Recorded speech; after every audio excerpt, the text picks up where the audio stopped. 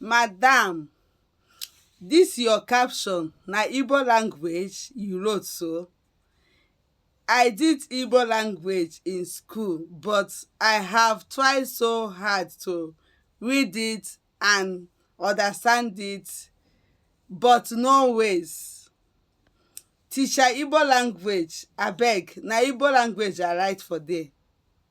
So, and me, I no dey perfect for Igbo. So, read am anyhow wey you fit read am, understand am anyhow wey you fit understand am, and jump and pass. I no sabi Igbo o. I be Igbo, but to write am na war for me. So, read am the way wey you see am, take am the way wey you see am.